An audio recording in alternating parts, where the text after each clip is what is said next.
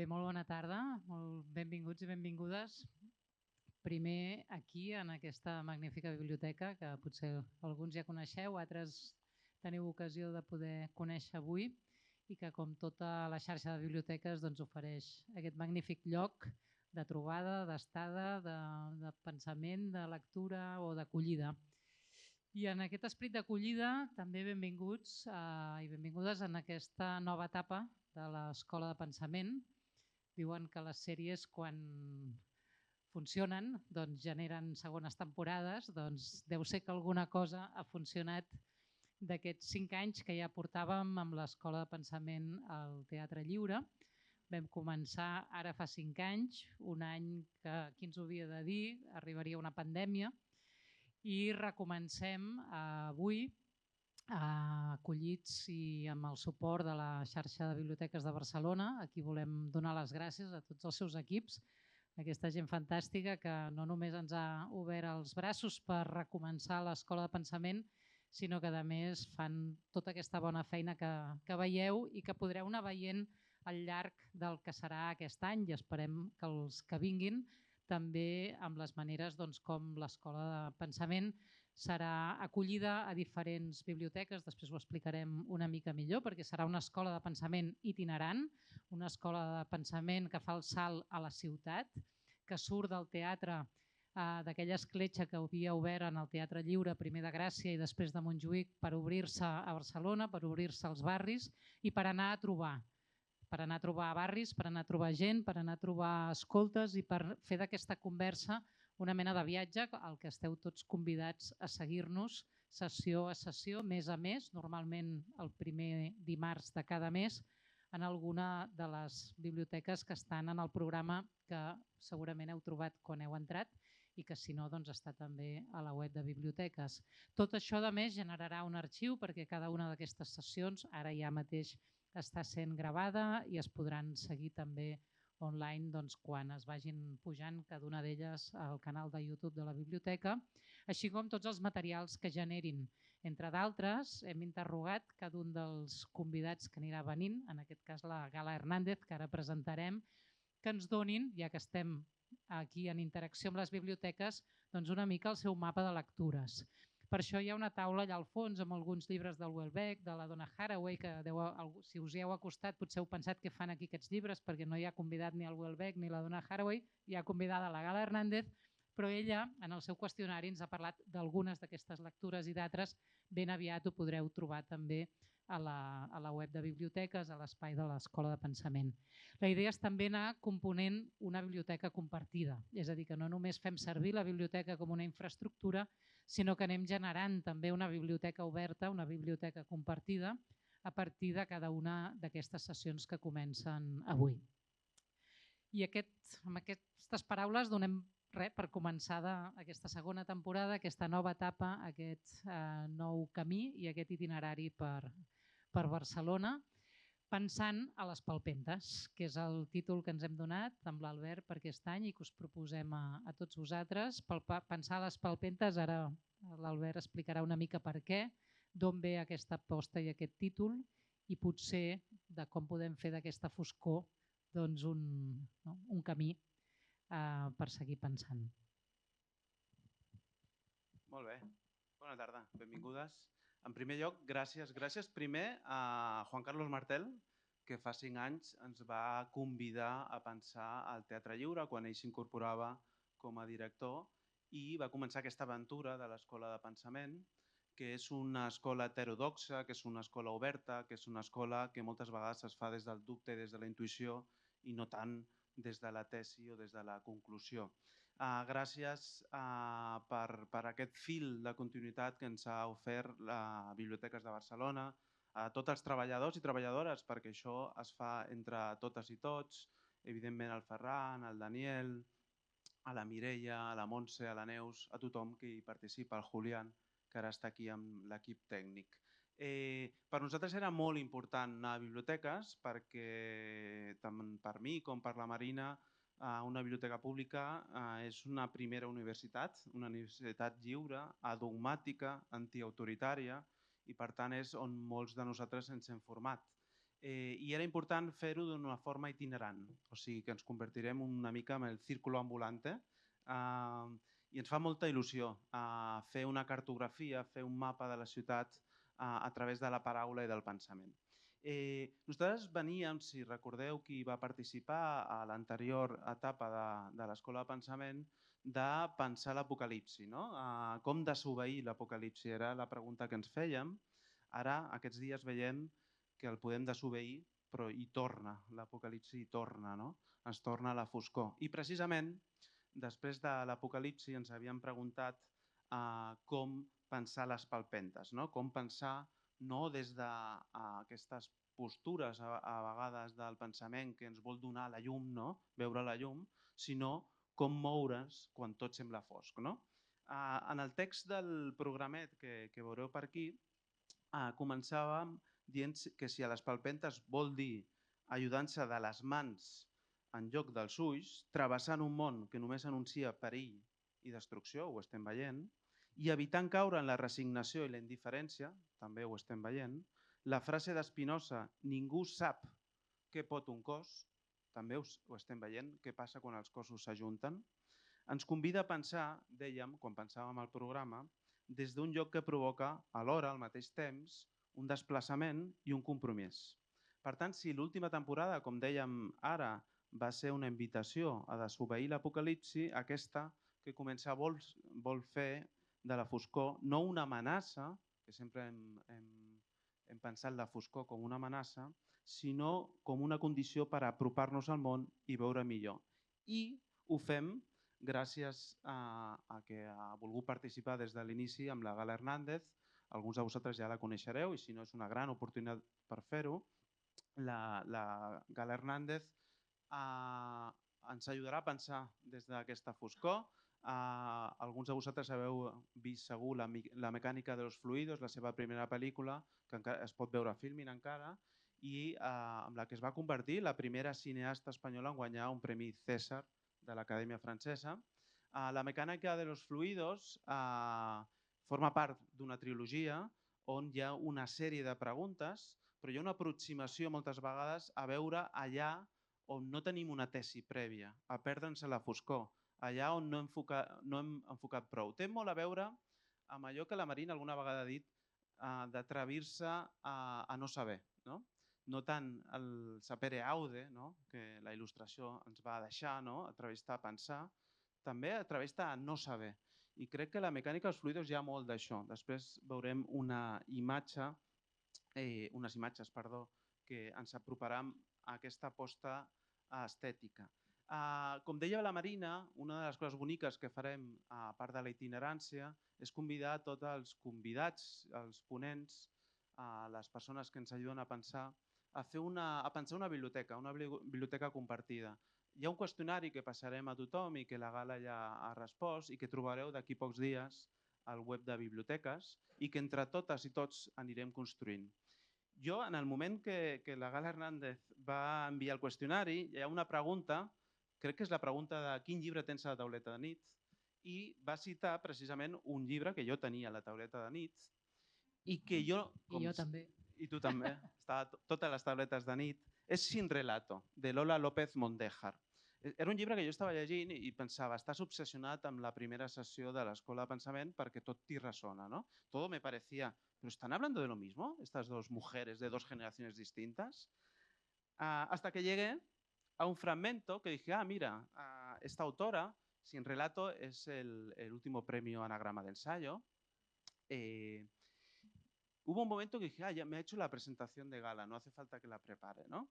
Dice, al final del libro prácticamente, dice, la directora de cine investigadora Gala Hernández López ha estudiado la masculinidad en su último proyecto. Parla de la tercera peli, ¿no? Que forma part d'aquesta trilogia. Centrado en el mundo de las criptomonedas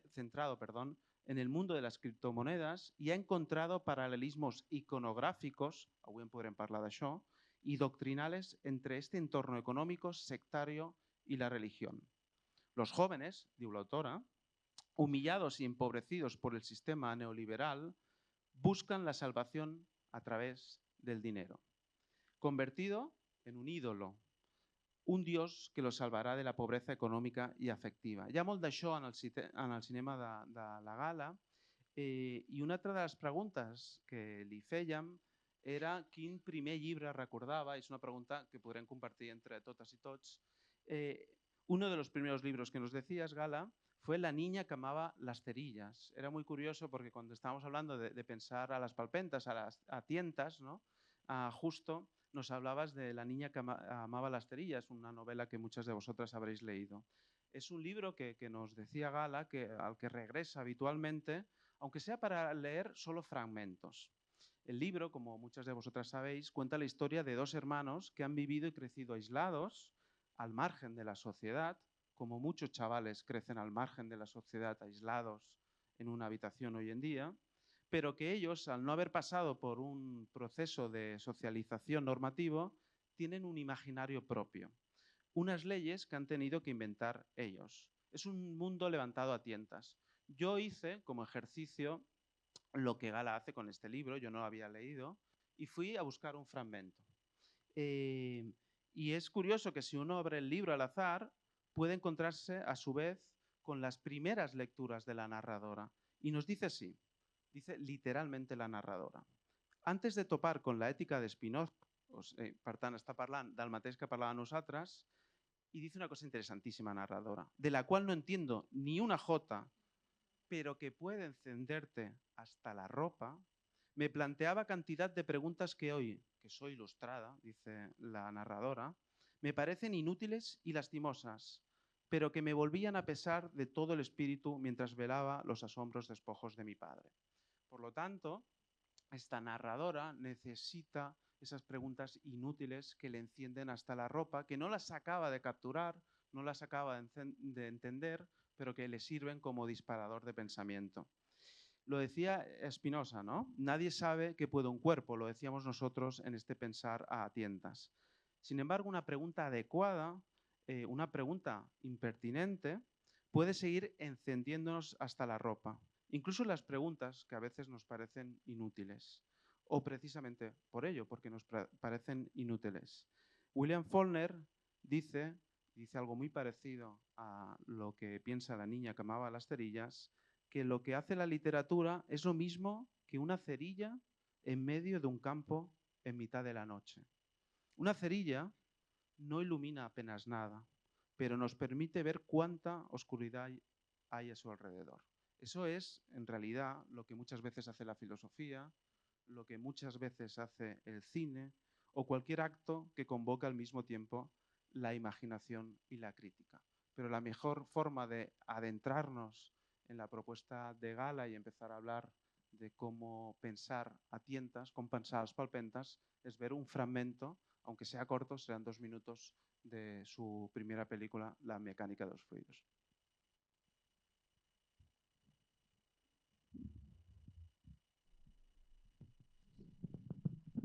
Chère mathématique anarchiste, nous ne nous connaissons pas.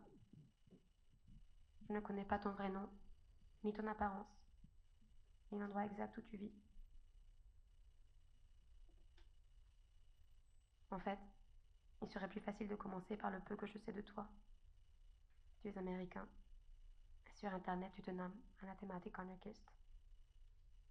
En 2017, tu as fondé un forum sur Reddit, Brain Cells, qui comptait 17 000 utilisateurs. Dans la description du forum, tu as écrit Welcome to Brain Cells. If you want a fun, energizing, and thought-provoking atmosphere for incel culture, you've come to the right place. Brain Cells, c'est donc un forum d'incels, de célibataires involontaires. Lorsque je l'ai trouvé, je me suis dit que j'étais en effet au bon endroit. Moi aussi je suis une incel, j'ai pensé. Moi aussi je suis seule malgré moi. Moi aussi j'ai envie d'amour, mais je n'arrive pas à le trouver. La première fois que j'ai entendu parler de toi, c'est grâce à un message que tu as publié sur ce forum le 20 mai 2018. C'était ta lettre de suicide. I'm suicidal and have been for weeks now. There's nobody who can help me. My family can't save me. The hospital won't give a shit about me. and I'm incapable of helping myself. This is because American culture views people like me as garbage and has no intention of improving our lives. The blood of me and tens of thousands of other people like me is on America's hands for disregarding and throwing away the lives of genetic and social wastes. Fuck the system. The system is responsible for your pain and suffering. My only wish now is that I become a martyr for the people like myself who have spent decades under the boot of a cruel and merciless tyrant known as the United States of America.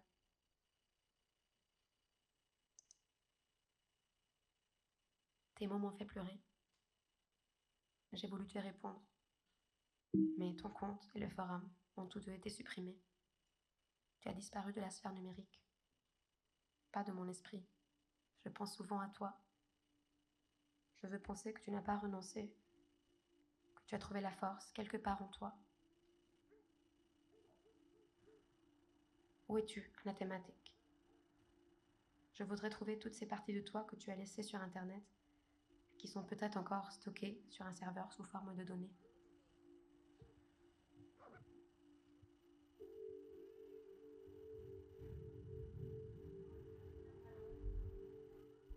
Bien, esta es el inicio, cómo empieza esa investigación de Gala y cómo empieza la mecánica de los fluidos. Y gracias por venir, en primer lugar, Gala. No sé cómo empieza esa forma de investigar que tiene que ver con algo radical, que es acercarte a esta comunidad, que en principio son enemigos políticos, ¿no? Los incels son los célibes no voluntarios y por lo tanto una mujer feminista acercarse ahí desde un lugar radical, que es desde la empatía. Cómo nos acercamos a los otros, incluso a los que aparentemente son enemigos, desde la empatía y desde la absoluta oscuridad, porque encuentras la carta, ¿no? Y ahí empiezas a estirar del hilo, ¿no?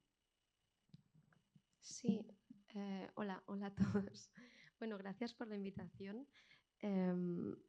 Sí, para mí resuena mucho lo de pensar a tientas con una frase que yo siempre repito cuando me preguntan por cómo me aproximo a las comunidades virtuales que estudio, que me interesan, y aquí a priori, bueno, también en función de la ideología de cada uno, en función de mi subjetividad política, a priori no deberían interesarme acercarme a ellos, ¿no?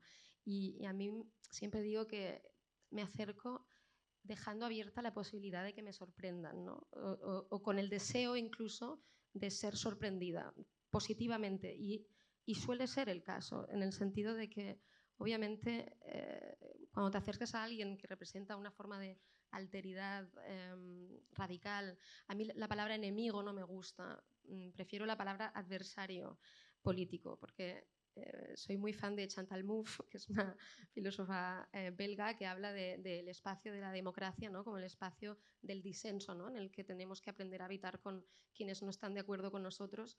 Entonces, está bien tener adversarios políticos con los que se pueda debatir. El problema precisamente es cuando la retórica empieza a caer en la dicotomía amigo-enemigo, ¿no? Eres mi amigo o eres mi enemigo, y que la política se resuma a eso. Y a mí lo que me interesa siempre cuando me acerco a los incels o a la comunidad cripto o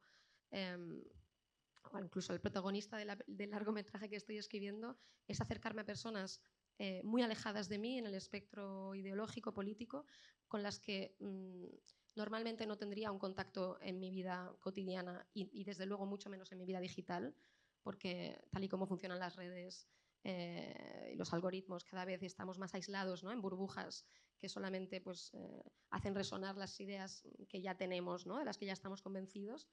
Y un poco la idea pues, es a través del cine romper esa compartimentación, ¿no? Como esos compartimentos estancos que hay en Internet, ideológicos, e intentar generar un encuentro, ¿no? Con el otro, con esa alteridad radical, pues una especie de conversación imaginaria, ¿no? Que es lo que el espacio de la película permite, ¿no? Como que habitar la película de esa conversación imaginaria. En el caso de la tercera parte de la trilogía, una conversación real, porque el personaje está vivo.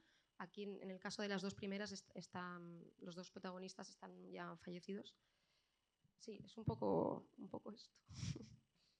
Sí, yo te quería comentar, entrando ya en conversación con esto que planteas, que yo vi la película, esta primera, La mecánica de los fluidos, sin saber nada más de ella, que pues, alguien por WhatsApp me había dicho, mira esto, no sabía nada de ti, todavía no te habían dado el premio, o sea, realmente era a las palpentas, ¿no? O sea, yendo a, bueno, haciendo confianza también a lo bueno que tienen las redes de amigos, ¿no? Que es confiar en mira esto y lo haces. Me acuerdo cómo me quedé clavada, no tanto de entrada por la imagen, sino por tu voz, ¿no? Por esa voz que va buscando a ese que ya no está, a esa ausencia, a esa red bloqueada, a ese que escriba esta carta que hemos visto. Y esta declaración desde el principio, que no sé si es solo de empatía, es realmente una toma de posición, que es yo también soy incel, es decir, yo también estoy sola contra mi voluntad, ¿no? O no por voluntad. Y es ese tomar posición en la soledad compartida, pero no común, ¿no? Sino realmente en ese estar todas solas, todos solos, cada uno, ¿no? Entonces, yo pienso, no sé, si podemos seguir desde ahí un poco, cómo también cuando invitamos a pensar juntos, ¿qué significa eso, ¿no? Que la valentía de tomar una posición que no es la del que ya tiene un lugar seguro desde donde analizar, juzgar, evaluar, valorar, etcétera, etcétera, sino de quien hace una especie de Me Too de la soledad en este caso, ¿no? Una especie de yo también con este adversario o con lo que sea, ¿no? Pero que desde ahí podemos empezar a pensar, ¿no? Y desde ahí podemos empezar a ir al encuentro de eso que incluso puede llegar a ser lo más incómodo o lo más rechazable, pero el punto de partida no es ese, ¿no? No es el del moralismo en el que hoy, desde el que hoy se construyen, pienso, gran parte de los discursos, de las estéticas, de las políticas, etcétera, sino realmente desde ese posicionamiento. Y me acuerdo perfectamente, incluso, o sea, estaba viéndolo de nuevo, de dónde estaba sentada, cómo, en qué momento, la temperatura que hacía, o sea, porque yo también pensé que a pesar de que todos tenemos a mucha gente en la vida y hacemos ver que tenemos mucha vida social y no sé qué, hay una soledad radical, que no es la del existencialismo y estas cosas, sino que soy política y social, ¿no? Y que tiene algo que decirnos. No sé si es un punto de partida para ti y luego habiendo visto, ya conociéndote y habiendo visto las otras películas, de algún modo esto siempre está ahí, ¿no? Son figuras no solitarias en el sentido estético, sino son soledades que nos hablan de nuestra soledad. Sí, completamente. A ver, es que claro, el punto de partida de la película, sobre todo, era conectar desde mi propio dolor. O sea, yo en ese momento, y creo que en la película es bastante palpable, ¿no? Que no estaba atravesando un buen momento. Y sobre todo no estaba atravesando un buen momento por una experiencia muy decepcionante que tenía con los hombres, ¿no? Como mujer feminista, a través de la utilización de aplicaciones de citas, y esa sensación que tenía de que, pues con la promesa que nos lanzaban esas aplicaciones de una sociabilidad intensificada, ¿no? Todos los días puedes conocer a alguien diferente, ¿no? Incluso la práctica de todos los días conocer a alguien diferente, a alguien nuevo, finalmente, muy profundamente, ¿no? Sentirme cada vez más aislada y cada vez más sola, porque sentía que de alguna manera el encuentro con el otro, de una manera, digamos, como Levinas, ¿no? Diría, el mirarse a los ojos y reconocerse, lo que permite realmente salir de una sensación de solipsismo total, eso nunca se producía porque las condiciones en las que el encuentro se daba ya estaban mediadas por unos códigos y por la aplicación y por lo que la aplicación a nivel cultural ¿no? ya connotaba el encuentro, ¿no? De alguna manera como algo que nunca iba a ser profundo o que tenía grandes probabilidades de terminar siendo únicamente instrumentalizar sexualmente al otro, ¿no? Que es lo que suele pasar en estas aplicaciones. Entonces yo creo que conecté, o sea, que cuando empecé a investigar a la comunidad incel, lo que me pareció es un poco la broma que yo hacía siempre hablando de la película, cuando decía que el pitch de la película, si lo tenía que resumir, era decirle a los incels tú no odias a las mujeres, odias al capitalismo, ¿no?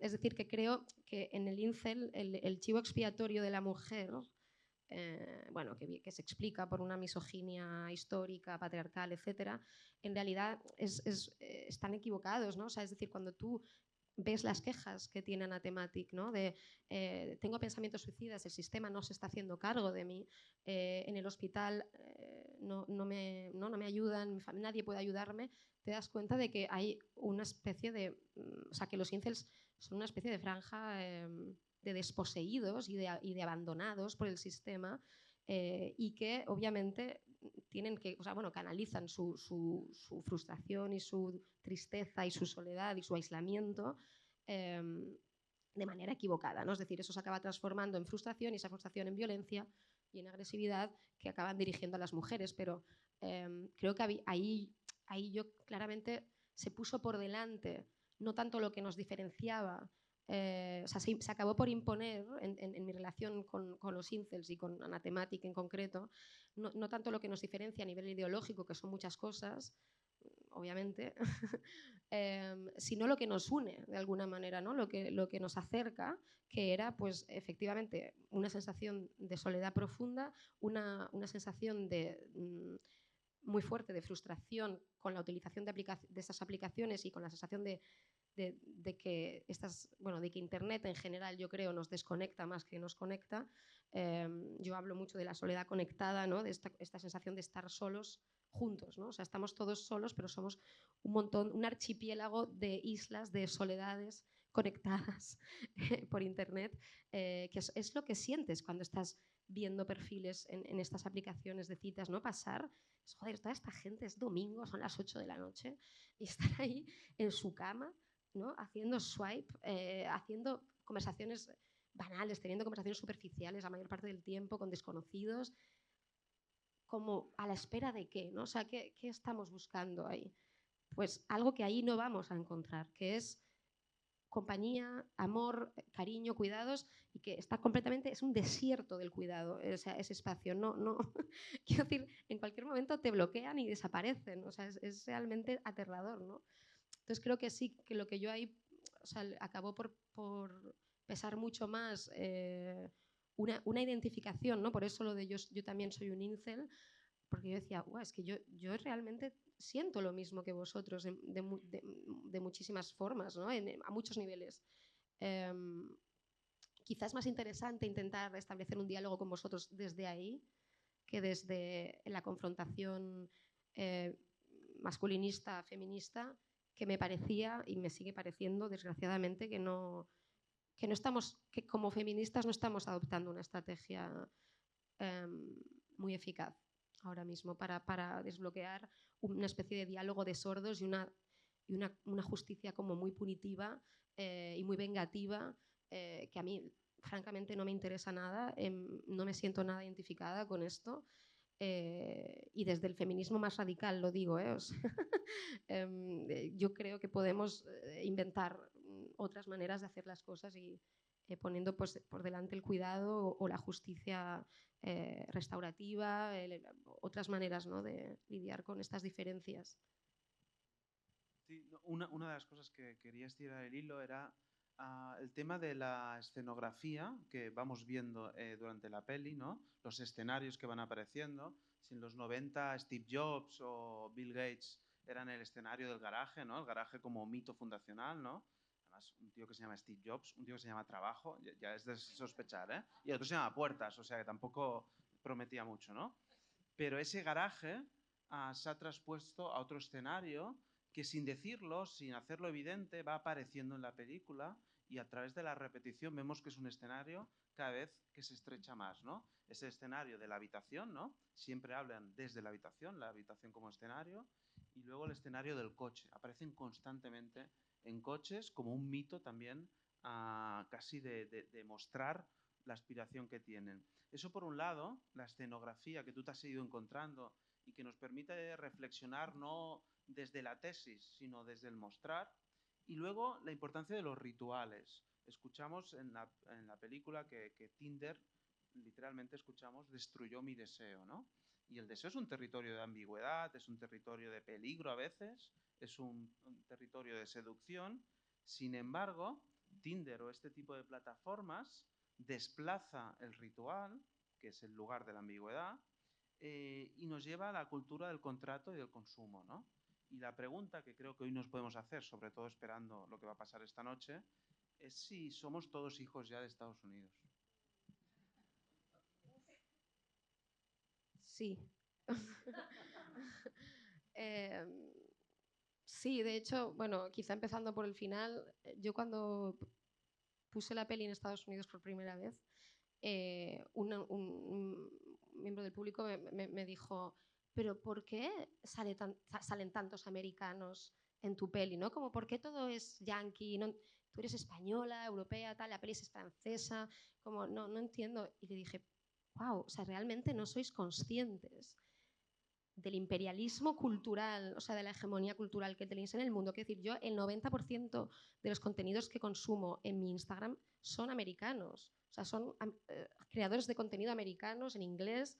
Quiero decir, Internet está totalmente dominado por Estados Unidos y mi subjetividad se ha construido en Internet. Entonces, bueno, sí, yo creo que desgraciadamente importamos el modelo estadounidense sistemáticamente en Europa y no tenemos los mecanismos para frenarlo, ni alternativas que proponer, aunque lo intentemos, pero no tenemos la fuerza tampoco ni la hegemonía cultural mundial para hacerlo. Pero bueno, la pregunta de los escenarios y de los coches, sí, yo creo que si pudiese, o sea, si fuese un espacio metafórico, ¿no? Sería incluso más pequeño que la habitación, porque sería casi el cuerpo como contenedor. O sea, ahí sí que una vez vuelvo a la metáfora del archipiélago, de las islas, ¿no? Y de que ningún hombre es una isla, ¿no? Pero es que sí que lo somos, o sea, sí que nos estamos convirtiendo en islas, ¿no? Y creo que ahí, o sea, me interesa mucho lo que dice el pensador francés Eric Sadin. Tiene un libro que se llama La era del individuo tirano, en el que explica cómo el subtítulo del libro es la desaparición del mundo común, ¿no? Del mundo compartido, ¿no? Como que cada vez más, pues un poco por culpa de Internet y porque cada ciudadano se ha convertido en un canal de televisión, cada ciudadano se ha convertido en una radio y en un periódico en potencia, gracias a las redes, gracias o por culpa de las redes, el mundo, el res pública, ¿no? El mundo común compartido, la plaza pública donde compartimos una realidad común y tenemos y constatamos que esa realidad, nos ponemos de acuerdo, ¿no? En que esa realidad existe, pues cada vez está más fragilizado y más amenazado, ¿no? Y creo que el caso de los incels grabándose desde su habitación, ¿no? Es exactamente eso. Es decir, probablemente son sujetos que nunca han tenido una conversación con alguien como yo, por ejemplo, ¿no? Es decir, que no han estado confrontados a una mujer feminista que les pueda escuchar y debatir, ¿o no?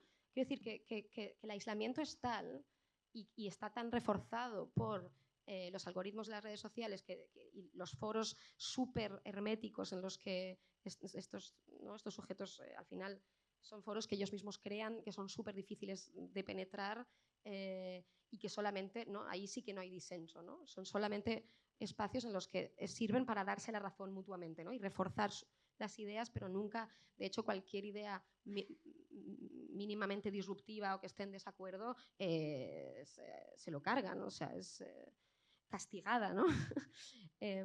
Entonces, claro, estos espacios en realidad para mí son esta desaparición del mundo común, ¿no? El que cada vez estamos más retrotraídos al espacio de la habitación, al espacio de la pantalla y compartimos una realidad, o sea, que la realidad ya no es una, la realidad es, pues casi cada individuo tiene un mundo, ¿no? En el peor de los sentidos. Sí, a la vez, claro, pensar el tema de la habitación, también desde el imaginario feminista, ¿no? La habitación propia era un imaginario precisamente de cómo sustraerse al imperio de la visibilidad. Es decir, la mujer tenía o tiene que ser siempre visible o sea, que el espacio común también puede ser un espacio de control, ¿no? Sí. Entonces la mujer siempre tiene que estar visible y en los espacios comunes para no tener ni vida propia, ni cuerpo propio, ni sexualidad propia, ni pensamientos propios, ni leer, ni estar en nada que no sea el cuidado de los demás, la vigilancia de su cuerpo y el servicio, ¿no?, que tenga que prestar según su clase social a través del trabajo, del cuidado o de la representación, ¿no? Entonces ese poder sustraerse a la visibilidad en el espacio y en el tiempo es un imaginario emancipatorio en un momento dado, ¿no? Cuando Virginia Woolf deja esa idea de la habitación propia. Y viendo tus películas, que también como al ver me fijé mucho en este tema de la habitación, quizá en la primera, como son tomas de internet, de estos personajes, de estos incels, que a lo mejor luego puedes explicar un poco lo que es por si alguien no lo tiene muy situado. Pero después en tu última película, que pronto se va a poder ver también, supongo, ¿no? Y nosotros hemos tenido el privilegio de verla todavía a medio acabar. Claro, aún tiene más fuerza porque es un chaval de aquí, es un chico joven catalán, que es de un pueblo como de Tarragona, ¿no? Y entonces ya es una habitación que reconoces un poco más, además como lo grabas tú, ya no está tomada en redes. Y claro, realmente percibes la cárcel que es esa habitación. Además es una habitación normalmente muy pequeña, es decir, sientes lo que ha pasado también y lo que pasa con la vivienda, con los metros cuadrados, lo que es realmente no tener nada más que un cau en catalán, ¿no? Que un cobijo totalmente metido ahí. Entonces yo pensaba, ¿cómo podemos no renunciar a la habitación propia como imaginario emancipador ahora que ha sido colonizada por algo totalmente desposeyente o desposesivo o expropiador como es Internet metida en nuestras habitaciones? Digo también para no caer en solo si estamos fuera, estamos con los demás, solo si estamos en la visibilidad de un común público hay vínculo, ¿no? ¿Cómo pensamos un poco eso? Claro, pero la habitación de Virginia Woolf no era una habitación conectada a Internet.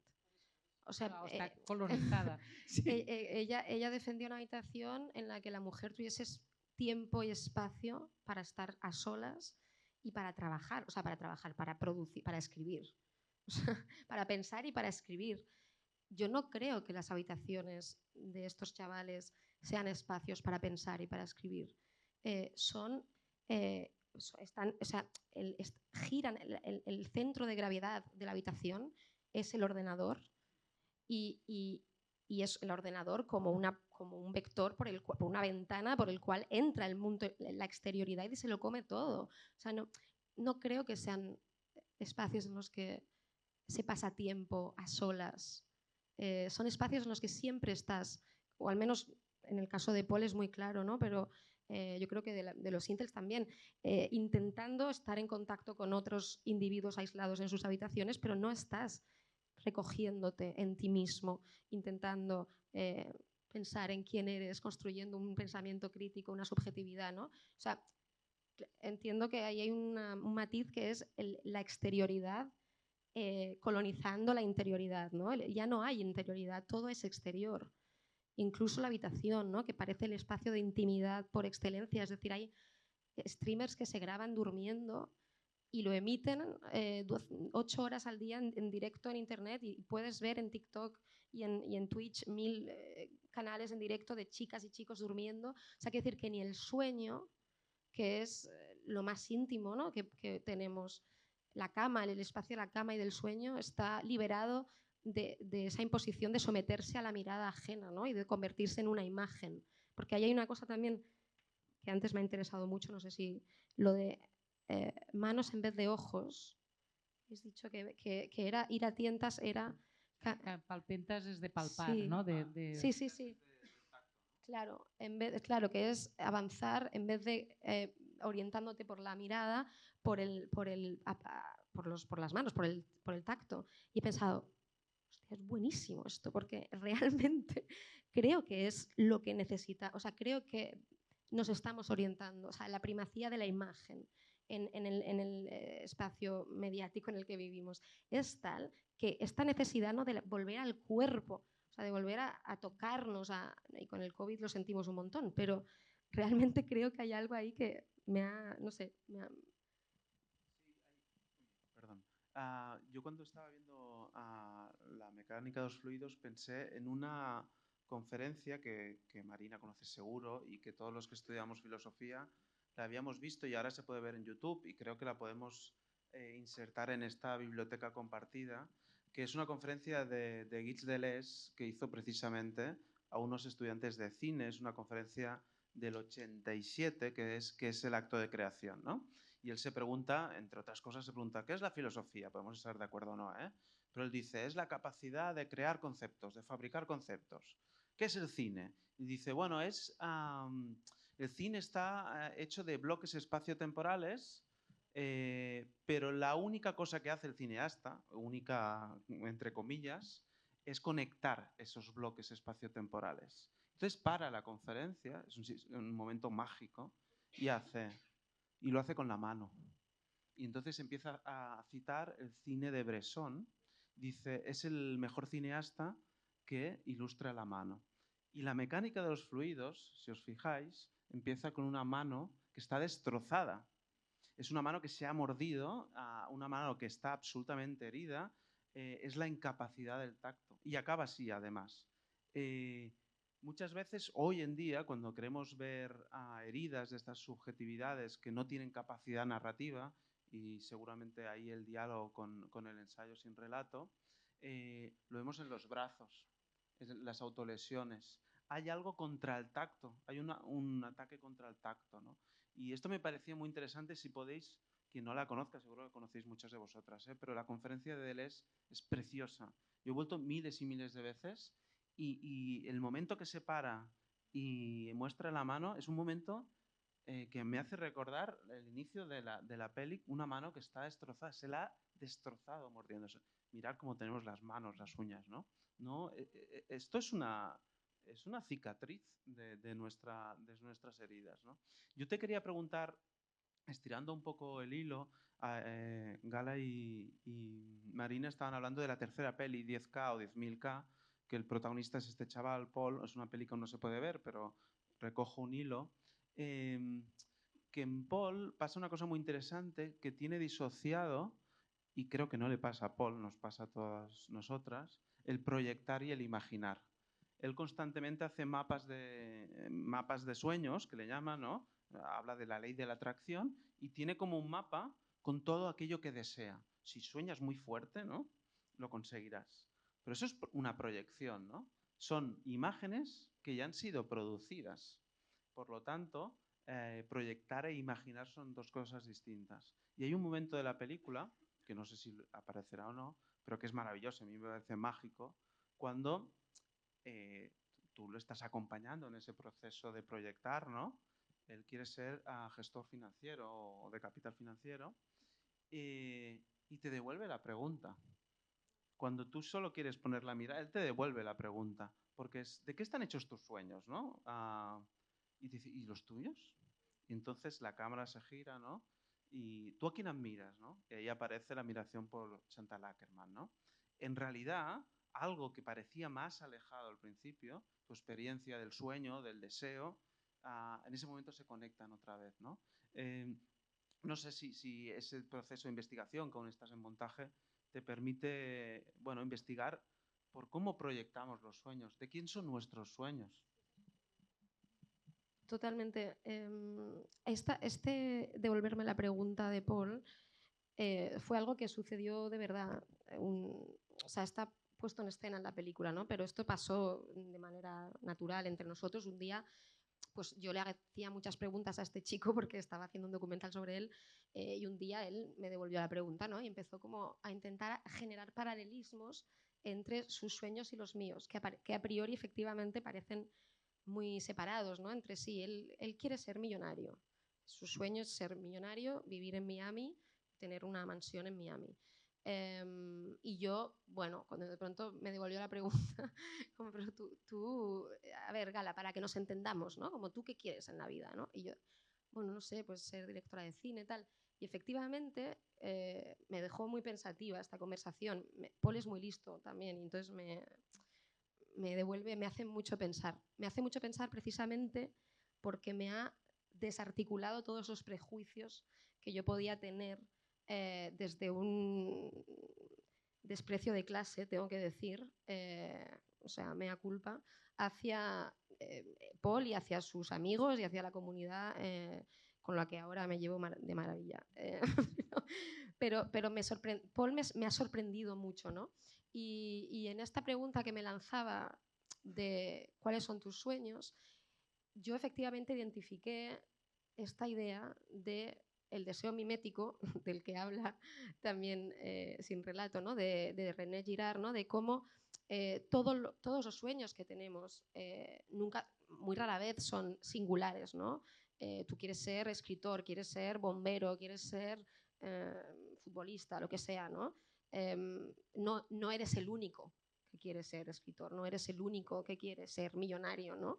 Entonces, hay algo ahí de que puede ser, por un lado, triste si piensas en una homogeneización, ¿no?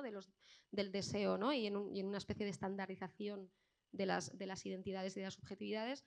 Y por otro lado, hay algo también muy bonito, a mí me lo pareció, y muy democrático, cuando Paul me hizo esa pregunta y me devolvió la pregunta e intentó generar un paralelismo entre mi propia proyección con Chantal Akerman, a la que nunca voy a llegar ni a la suela de los zapatos, pero no, yo ahí ridículamente intentando hacer películas para parecerme a Chantal Akerman, ¿no? y Paul, bueno, pues intentando, ¿no? Quiero decir que esta distancia entre la realidad y las expectativas, ¿no? Los sueños, las proyecciones que tenemos todos, ahí hay algo en ese gesto de mirar al futuro y soñar que es democrático y que nos une a todos y que me parecía muy bonito, ¿no? Que conectar con Paul desde ahí, en vez de despreciar su sueño como menos legítimo que el mío, ¿no? Entender también que mi sueño no es menos ridículo y no es menos estandarizado, ¿no? O sea, yo quiero ser directora de cine pues porque mi padre le gustaba el cine, porque me he identificado con eso, pero tampoco me pertenece del todo ese deseo. Y creer que sí sería narcisista y naif, yo creo, ¿no? Sí, de hecho, viniendo hacia aquí, hablábamos con Albert que este giro que te hace él devolviéndote la pregunta es como el reverso de lo que le haces tú al incel, al anathematic, en tu primera película, que es decir, yo también, y él dice, y tú también, ¿no? Es decir, ese lugar en el que la comparación no es jerárquica, sino que es una toma de posición en la primera película desde estas soledades y aquí desde estos sueños o deseos que tampoco no son propios, ¿no? Sino que son de cada... y que desjerarquizan, como ahora narrabas muy bien, tus propios prejuicios o tu propia posición, en este caso de superioridad supuesta, pues porque has tenido acceso a una cultura al que este chaval y sus amigos aprendiendo a invertir en criptomonedas pues no han tenido acceso, ¿no? Y entonces pero hace lo mismo, es irrumpir en este tú que en la primera película lo tienes que hacer a través de una virtualidad que no da resultado y aquí es directa, te rompe incluso te hace girar la cámara, ¿no? Y apareces tú desde un lugar en el que ya no lo estás dominando tú, que tienes el arma, que tienes la cámara, que tienes el discurso, que tienes los valores, sino que te está abriendo también en canal. O sea que en realidad te devuelve el golpe que no te pudo devolver el otro porque no sabemos dónde acabó, ¿no? No lo había pensado así, pero es totalmente así. Además, es el principio la trilogía empieza con esa frase, ¿no? Yo también soy una incel. Y acaba con Paul diciéndome, tú también tienes sueños, flipada. ¿Sabes? O sea, es guay porque es el principio y el final de la trilogía, no lo había pensado. Sí, de hecho, volviendo a Sin Relato, luego si quieres nos explicas por qué dialoga tanto con este libro, ¿eh? Pero hay un momento que yo lo he interpretado así, hay un momento que en el libro se diferencia la empatía de la compasión, como empezaba, ¿no? Tú haces un ejercicio, si quieres, empático o de identificación en la primera peli, lo que decíamos. En el libro nos explica, hay gente que prefiere hablar en vez de empatía de compasión porque la empatía se basa precisamente en una identificación profunda con el otro, que es lo que haces cuando yo también soy una incel, ¿no? Mientras eso desgasta muchísimo la empatía, mientras que la compasión, que mantiene la distancia entre el observador y el observado, permite la acción consoladora. Yo leía ese trayecto, ¿no?, entre la trilogía. Primero hay un ejercicio de empatía directa, luego intentas hacer un ejercicio de compasión, porque al principio de la tercera peli hay más distancia, pero Paul no te deja. Te dice, ven aquí, ¿no? Y eso es el núcleo del diálogo.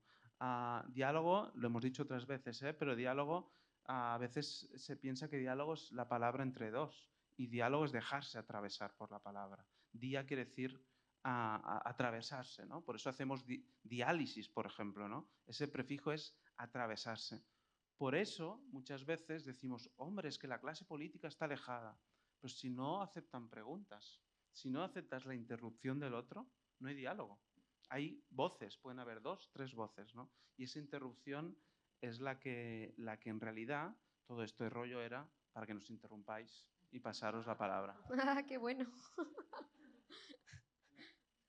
España, Montse té un micro, és perquè es gravi, eh?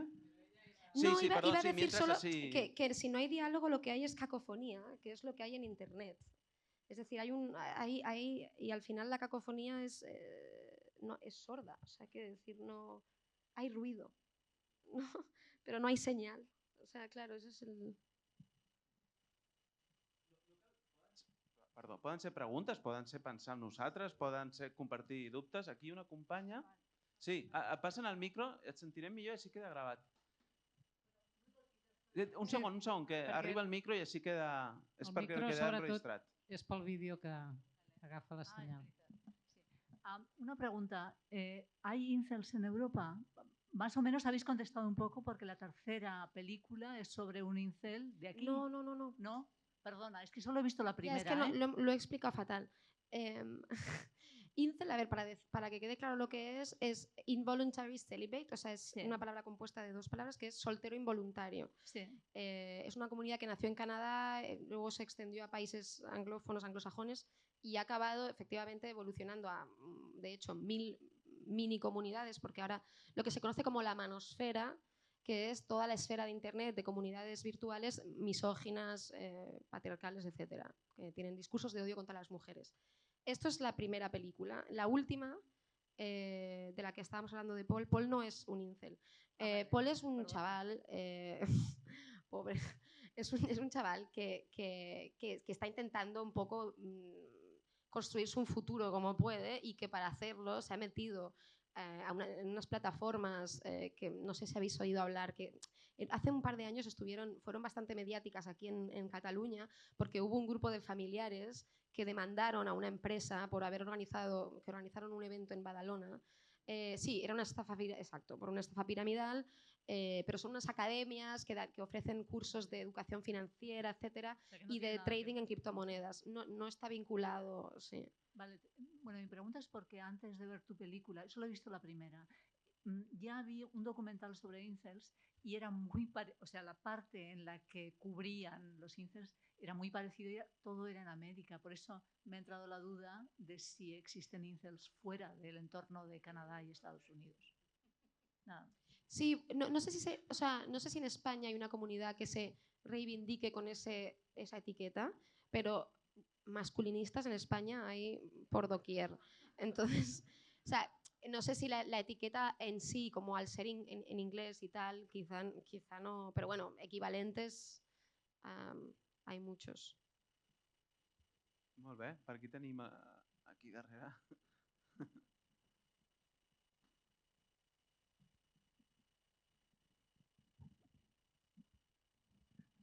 Bueno, primero de todo... No, només una cosa, pels qui no heu vingut a l'Escola Pensament temporada 1, és a dir, els anys anteriors, sempre fem una primera hora amb la persona invitada i després una mitja hora amb tots vosaltres. És a dir, que aquella angoixa de no tinc la pregunta o no sabia què dir i només farem 3 preguntes no és així. És a dir, tenim estona per davant, tenim fins a les 8, que sí? I per tant, vull dir que ens ho prenem amb calma. Endavant. Bueno, primero de todo, gracias por el tiempo, compartir vuestras opiniones. Ha habido una cosa que me ha llamado mucho la atención, que ha dominado un poco la primera parte de vuestra conversación, que era todo el tema de la soledad. Luego ha habido como unas aproximaciones, ¿no? Con el tema del archipiélago que hablábamos. Y todo era planteado un poco desde un punto de vista dicotómico, ¿no? Incluso la habitación, el cuerpo, cuerpo-mente, espacio público, espacio privado.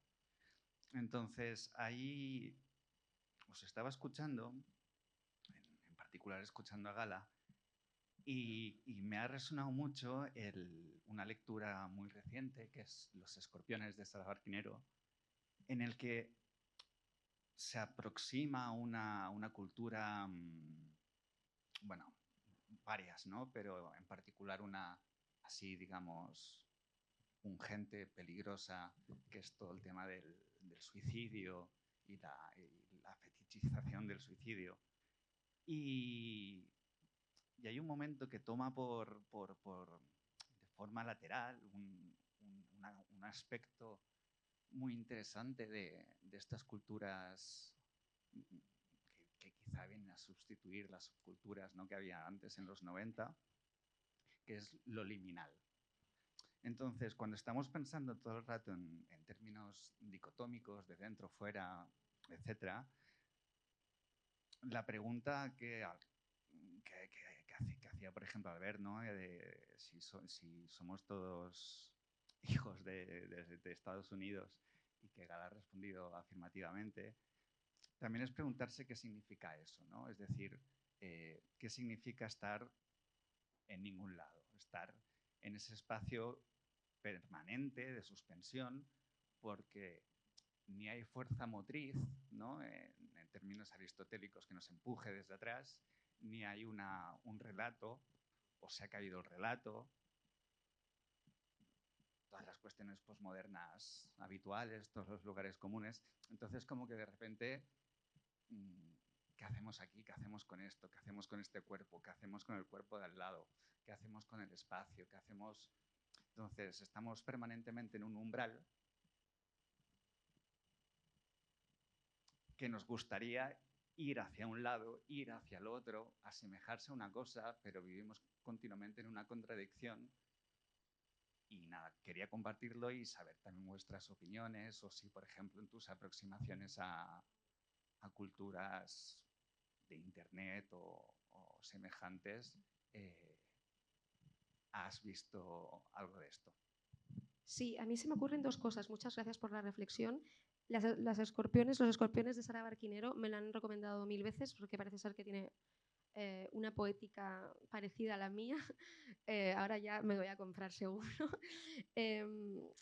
Sí, lo de lo liminal, muy interesante. Se me ocurren dos cosas. La primera, hay toda una estética de lo liminal en la cultura internet, bueno, ¿no?, de espacios vacíos, ¿no?, de no lugares, un poco vacíos, de espacios que son... Esto es una cosa que descubrí hace relativamente poco, hace unos años, pero que realmente hay una iconografía de lo liminal, de espacios que se llaman liminales, que son pasillos, espacios vacíos, así como con una medio a oscuras, que son fetichizados un poco en Internet, de hecho, como una estética así como intrigante, ¿no?, misteriosa y tal, que viene mucho del mundo de los videojuegos, yo creo.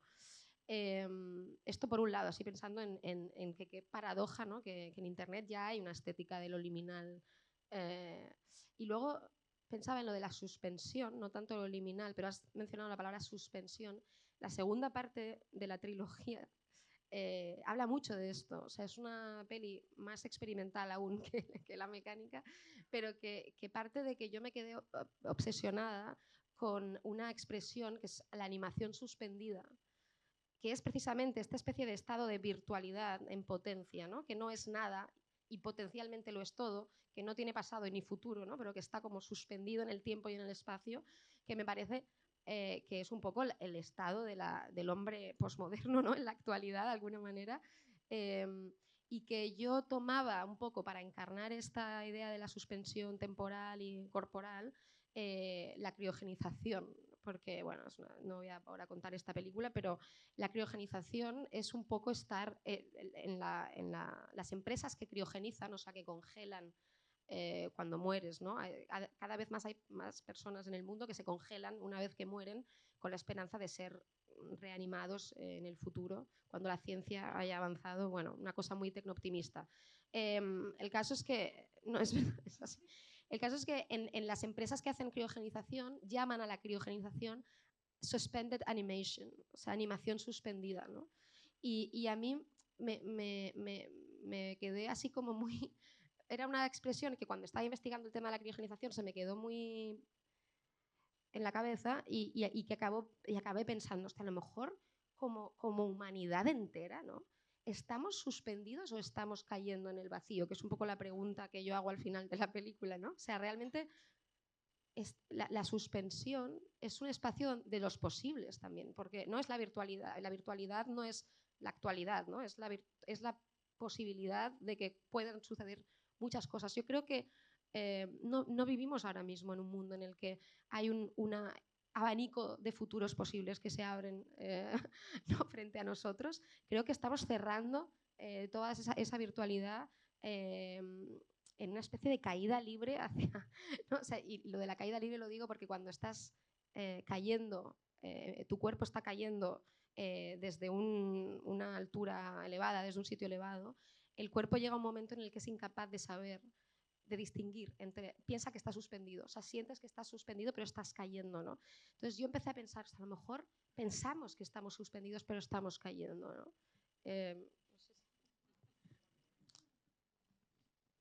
Una imagen en esa película que dialoga con el arquetipo del ángel caído, ¿no? La pregunta es, ¿de qué paraíso hemos caído, no? ¿Qué era la nostalgia de ese pasado paradisíaco? ¿Quién estaba ahí, no? ¿De qué estaba hecho?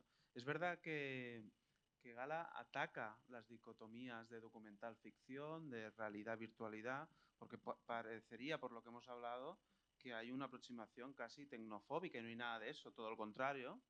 Precisamente creo que quieres escapar de la dicotomía o de la falsa dicotomía de real-virtual a pasar a una pregunta que es mucho más radical. Es de qué está hecha esa realidad, ¿no? No sé con tu trabajo cómo hay ese paso, ¿no? De no separar lo que es real y es virtual. Si alguien te acosa en redes sociales, es profundamente real. No sé cómo has hecho ese paso. Yo tengo esa pregunta, os la lanzo a vosotros. ¿De qué está hecha esa realidad? Porque es una pregunta que no he respondido a día de hoy y que me obsesiona, ¿no? La cuestión de realmente nuestra vida virtual, o sea, ¿no? Que es real, efectivamente, totalmente real. ¿De qué naturaleza es esa realidad, ¿no? O sea, me cuesta mucho a mí, aunque me obsesiona mucho esa pregunta, dar una respuesta unívoca, ¿no? Si alguien tiene la respuesta, hay un lote de libros preparados al final de la sesión. No, pero es una pregunta que abre otras preguntas, ¿no? Y que precisamente estamos aquí para abrir esas preguntas, ¿eh?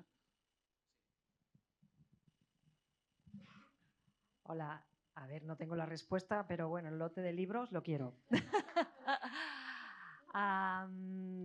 Claro, cuando entras en esta realidad virtual, ¿no? Que no es material, que esto podría ser una respuesta, no es material al principio, pero sí que está hecha mucho de nuestra propia proyección y nuestra subjetividad, porque lo que no te gusta lo puedes bloquear.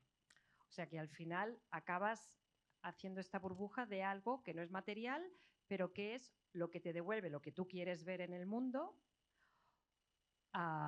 o si no lo quieres ver, o eso que te está llegando no te interesa, pues puedes eliminar eso de la realidad, cosa que en la realidad material, la presencia del cuerpo está. No puedes bloquear la mesa y decidir no verla.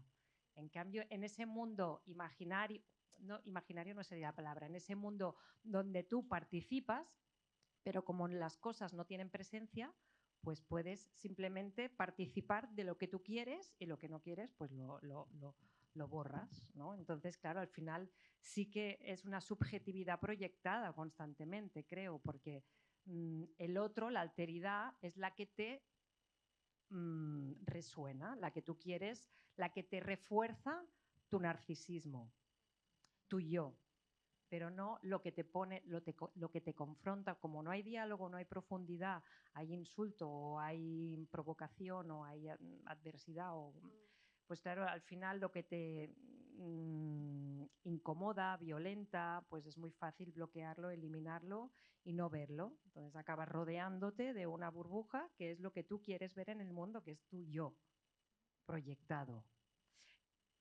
Y cuando encima este yo proyectado está hecho de muy poca presencia de materia, o sea, si tu habitación es tu realidad, entonces tu subjetividad es como qué pensamiento tienes si no puedes contrastar las cosas, ¿no? Y como madre, no sé, lo que me hacíais pensar todo el rato es que desde pequeños, o sea, los he ido protegiendo mucho, no sé si sería la palabra proteger, pero sí que he intentado como crear, educar o enseñar, pues las cosas que a mí me habían servido o nos habían servido. Pero claro, llega un momento que este vendaval, este tram que te llega por el móvil, ¿no? este universo americano, aunque tú lo quieras como capar o proteger o crear como un espacio ecológico y saludable, te llega, ¿no? Y que tú ya no puedes, aunque no les hayas puesto ordenador en la habitación para no crear búnker, aunque hayas intentado que no tengan tecnología hasta que creas que ya pues tienen edad, es igual, aunque les llegue con 18 años, tampoco son seres, ni nosotros, ni yo que tengo 50 creo que esté protegida delante de toda esta información de TikTok, de Instagram, de Twitter, de tal, que al final te toxifica y te cambia, ¿no? Como persona. O sea, el estado de ánimo muchas veces te lo puede cambiar alguien que te ha insultado. Claro, ¿cómo protegemos de esto a todas estas generaciones que están ahora creciendo, que de alguna manera es como que te violan dentro de casa? Porque tú no puedes, llega un momento que tú ya no puedes luchar contra eso. Tienes el enemigo, juega en casa. Sí, bueno, lo que decías de no borrar la mesa, no bloquear la mesa y tal, me ha vuelto a hacer pensar en Eric Sadin, cuando la idea esta del individuo tirano o demiúrgico, ¿no? Que se vuelve tirano porque no soporta la fricción de la realidad, porque las aplicaciones con las que interactúa en su vida cotidiana están regidas por el principio frictionless, que es sin fricción, que es que cuando tú, o sea, que hay muchísimas personas en el mundo que se dedican al diseño ¿no? de aplicaciones y de la experiencia de usuario, que se conoce user experience, ¿no? Para que la experiencia que tú hagas de internet, de cualquier página web, de cualquier aplicación, sea lo más fluida posible, ¿no? Que tengas las menos fricciones posibles, ¿no? Entonces él dice que el hecho de que cada vez nos acostumbramos más a que tú tienes hambre, pam, Uber, en mi casa, sushi, o sea, todo ¿no? Claro, todo se vuelve tan inmediato, todo cuesta tan poco esfuerzo y tienes esa sensación de que el mundo se pliega a tu voluntad, de tal manera que efectivamente te acabas volviendo intolerante a cualquier mínima frustración, a cualquier mínima, claro, confrontación con quien no está de acuerdo contigo o alguien que te violente o lo que sea, ¿no? Y te vuelves un individuo tirano, ¿no? Incapaz de encontrar al otro, de encontrar un punto, ¿no? Donde haya un punto de contacto, una interfaz, ¿no? Como la piel es la interfaz también, ¿no? con el otro.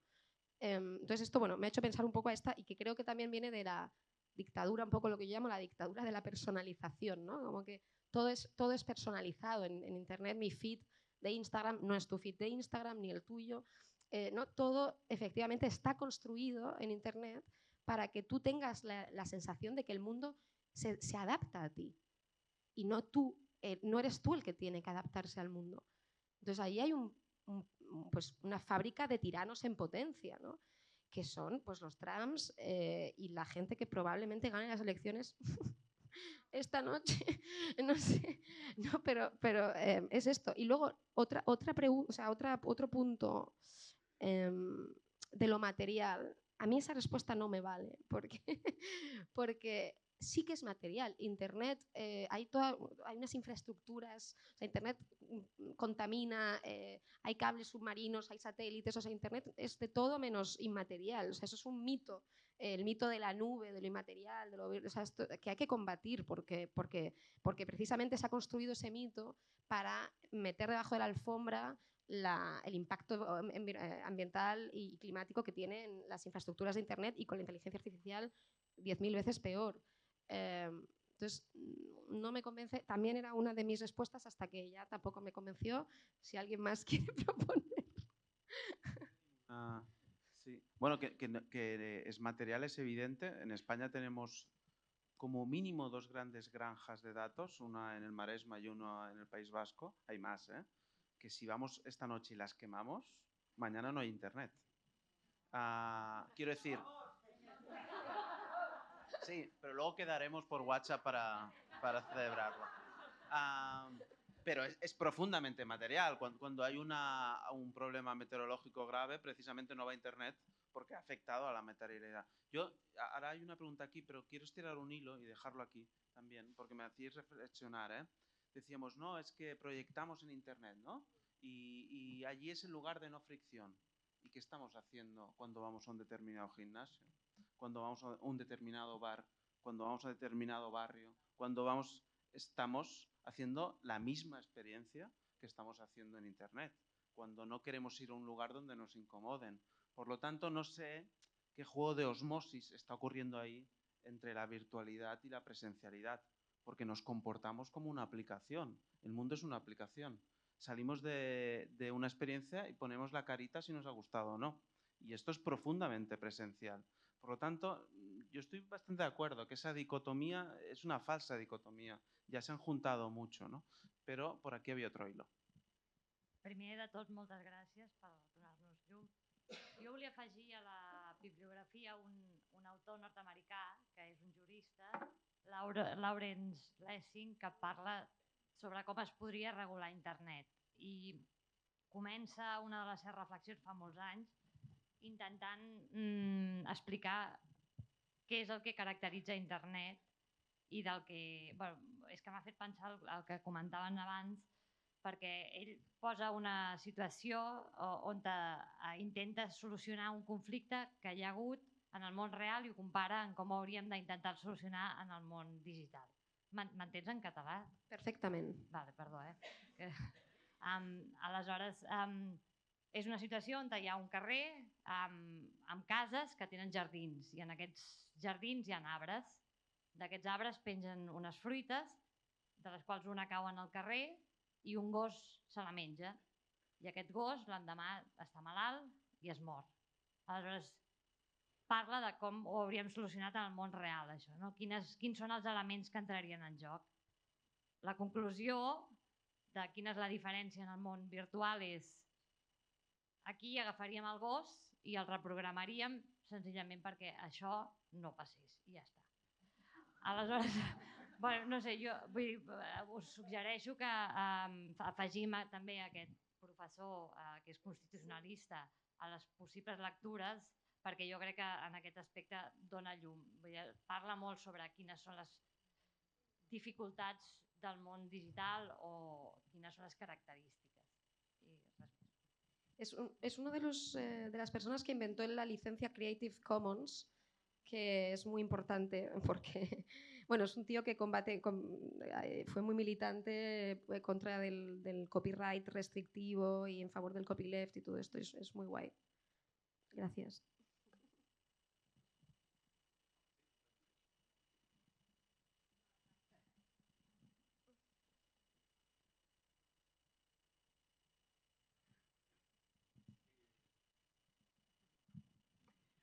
Hola, és una pregunta que em venia abans i ara quan has parlat del frictionless es como que liga con eso porque me parece brutal lo del acercamiento a la alteridad desde esa voluntad de empatía, ¿no? Desde la compasión, porque me parece que la clave de que cambie algo es romper esos compartimentos, ¿no? Las burbujas en las que nos movemos y ligando con el frictionless es que tendríamos que ir hacia buscar la fricción, ¿no? Precisamente, y la pregunta que te quería hacer es ¿en qué medida nos ves capaces, ¿no? O sea, ¿crees que somos capaces de permear a esa alteridad, a esa diferencia cuando se nos acerca? Porque, claro, pensaba, qué privilegio, ¿no? Poder dedicar tiempo, o sea, primero, claro, el valor está en tu aproximación, ¿no? En buscar eso, pero luego poder dedicar tiempo a esa, ¿no? A explorar esa alteridad, hablar directamente, por ejemplo, con el protagonista de este, ¿no? En este caso que está vivo, de esta tercera parte de la trilogía, que dan muchas ganas de verla. Claro, ¿en qué medida él también, o sea, a ti te ha, ¿no? O sea, supongo que te transforma, ¿no? El hecho de encontrarte y de, ¿no? O sea, de también verte en un espejo, ¿no? O sea, verte reflejada, que te cuestionen. Porque, claro, lo que pienso es, hace falta tiempo, o sea, aparte de esa voluntad, ¿no? Y de esa aproximación, hace falta dedicación de tiempo, que es precisamente lo que nos han robado, ¿no? O sea, lo que el capitalismo nos roba, ¿no? Y entonces, ¿cómo conseguimos, o sea, cómo romper esta dinámica, ¿no? Sí, lo de la fricción, yo os recomiendo, bueno, os recomiendo una lectura, no voy a desarrollar, de Anna Tsing, que se llama Fricción, que es una antropóloga que en realidad no tiene nada que ver con Internet del libro, pero lo que sí que nos interesa es que Anna Tsing dice, habla de la fricción como lo que permite avanzar, porque una rueda que gira en el vacío no mueve al vehículo. Una rueda necesita fricción para generar movimiento, ¿no? Entonces ella precisamente ve la fricción como algo generativo, como algo creativo, ¿no? Que nos permite avanzar y que sin fricción al final es en esa búsqueda de fluidez sin contacto, ¿no? No habría movimiento, ¿no? Bueno, es una imagen que me parece muy bonita siempre para defender esta idea de la fricción. I lo del tiempo... Cinc és amb T. Si algú ho anota, sí. Per gent anotant, és TS, sí. 5. T-S-I-N-G, sí, Anna Tsing. Está traducido al castellano, no sé si al catalán. Y lo del tiempo y el espacio, claro, yo soy muy privilegiada en ese sentido y doy gracias a Dios cada mañana de poder dedicarme a lo que me gusta y a la investigación y soy perfectamente consciente de que estoy, bueno, y de hecho aprovecho para mencionar que la autora de este libro, ya que me pongo a hablar de mí, del libro del que estamos hablando desde el principio, es mi madre.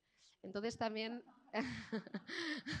Claro, entonces también decir que obviamente, o sea, porque también lo que decíamos de Paul, ¿no? Y de no juzgar desde... Yo tengo un privilegio brutal, mi madre es intelectual, es escritora, yo he nacido en una casa con una biblioteca increíble y he tenido la suerte de poder estudiar cine y poder dedicarme al cine, ¿no? A lo que he estudiado. El 80% de los jóvenes, yo creo, estudian carreras que luego no se acaban dedicando a lo que han estudiado, ¿no? Y eso de hecho lo dice Paul en la película.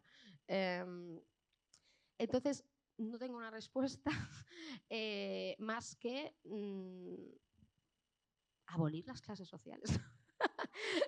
No, quiero decir que al final es la precarización, o sea, es lo que nos quita tiempo y espacio para pensar. O sea, si tú estás pensando, pues como Paul, en cómo poder generar 500 euros al mes, porque realmente hablamos de esa cifra, o sea, Paul habla de esas cifras, ¿no? Porque vive en casa de su abuela, bueno, y te estás preocupando por eso, no vas a estar leyendo a Anna Tsing Fricción. Una antropóloga que te habla del Amazonas y no sé dónde. O sea, quiero decir, no. Entonces creo que el privilegio del tiempo y del espacio que tiene la clase burguesa se tendría que democratizar con una redistribución de la riqueza y pues kill the rich, que es el eslogan de Bernie Sanders. Así para ligarlo con las elecciones americanas. Sí, tenim una altra, per aquí, sí.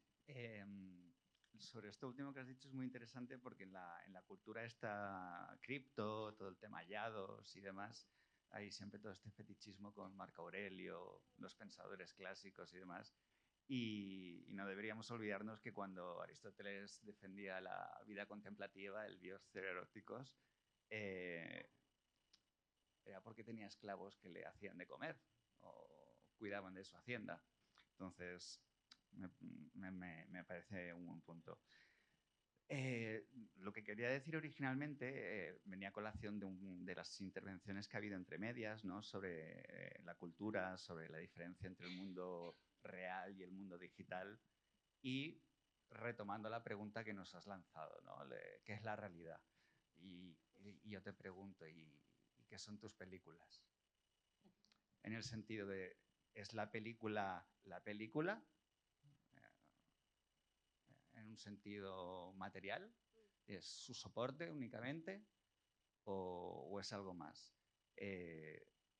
Decía al ver lo de la clase de Deleuze, yo me acuerdo en primer año de carrera, en primera clase de teoría de la literatura, de la pregunta, ¿qué es la literatura? Y todas las preguntas eran, los libros, lo que decidimos que es la literatura. Había toda una serie de cosas como que o se iban completamente a lo material o se iban, si lo decimos en términos antropológicos, culturalistas, si lo decimos en términos más filosóficos, espiritualistas, que nos distancia, ¿no?, de decir, sí, vale, pero es que el alma no es esta mesa, ¿no? No puedo bloquear esta mesa, pero sí puedo bloquear X cosa.